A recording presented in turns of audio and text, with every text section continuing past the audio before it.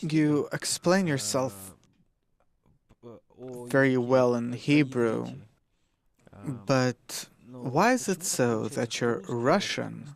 It's so good that Israelis themselves, they're inspired by your ability to convey the subtlety of the soul through that language. How do they know? I don't know. They probably listen to you speaking.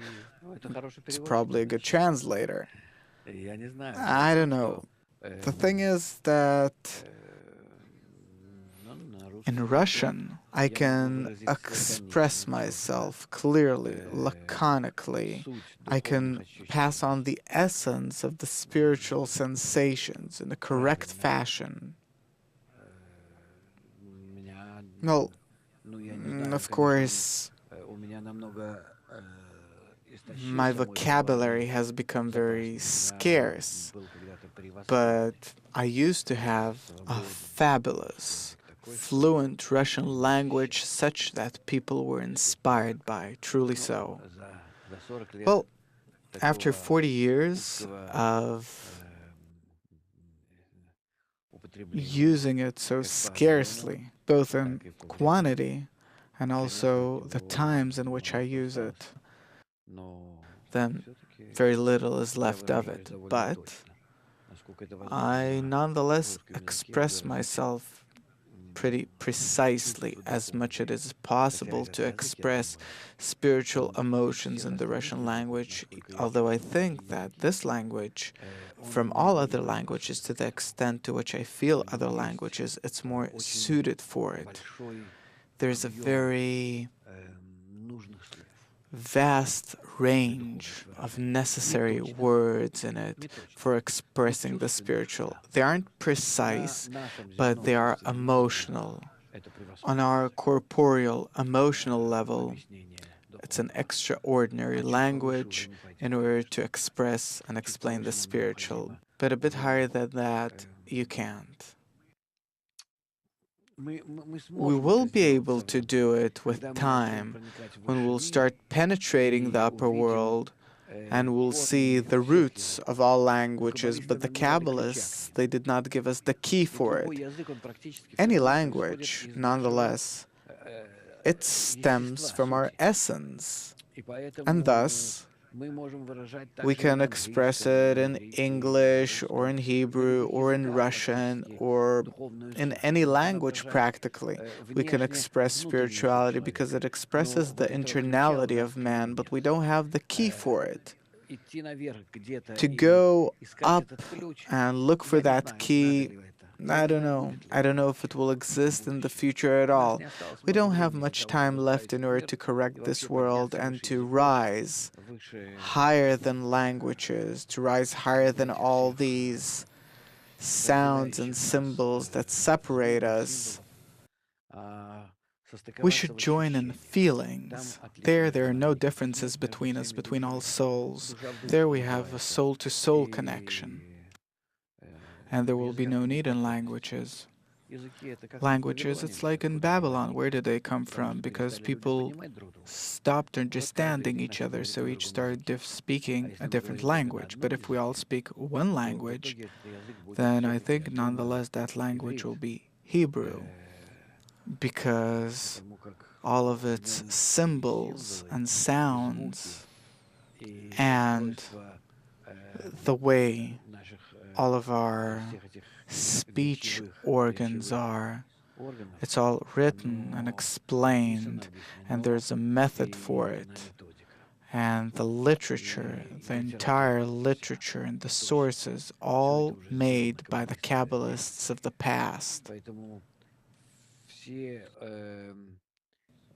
So all the languages, besides Hebrew and Aramaic, these are two relative languages that are opposite to each other. All the rest of the languages, they came from ancient Babylon, when the ego shook up the small humanity back then and started separating them. And in the separation between the souls, due to that egoistic separation, came all those languages. So the moment we start coming back together, all the languages will start getting back together. I don't exactly know how to describe this, but once again, they'll conjoin into this one kind of a verbal, mutual instrument, device. Why does it happen so that when people start speaking Hebrew, the language is so powerful that people forget all other languages? No, I don't think so. It's simply that it's very unique, very strange, very non-simple. Thus, no, I don't think that it excels any other language. I was in America for a month and a half with our friends. Really, I was gone for a long time. And I started hearing and understanding English, even though any language is very complicated for me. I very barely and hardly accept and can learn any new language. Why then the Russian language? What kind of a specific mission do you have due to your Russian language? I don't know. That's really a question. It has to really correspond my current state, meaning obligation to do with my work, with the study. Of course, I was supposed to know Hebrew perfectly and English international language, but turns out that I know only Russian and no more than that. And Hebrew I know to the extent to which it is necessary in order to study the sources. I can't freely express my feelings, and I don't know it on a literary level and can't freely use it like the Russian language. But I also feel that I no longer have that kind of Russian. It became very scarce. I feel that I translate many words from Hebrew into Russian. But what can you do? 40 years being distant from your homeland. Well, however you turn it, turns out that we have many partitions. We have plenty of languages. And you try to simplify the language of Kabbalah to a very simple level. And when you speak Russian, you succeed in doing it very well. In Hebrew, I don't know. Well, now, once again, I'll have an opportunity on our Berlin Congress. Afterwards, some other place. I'll try to speak Russian wherever I can. I hope that there will be a Congress in Moscow in half a year or something. And there, of course, it will be possible to give out much of the information in Russian, partially during the week. I give several hours of lessons in Russian, and if not lessons, then conversations on the TV shows.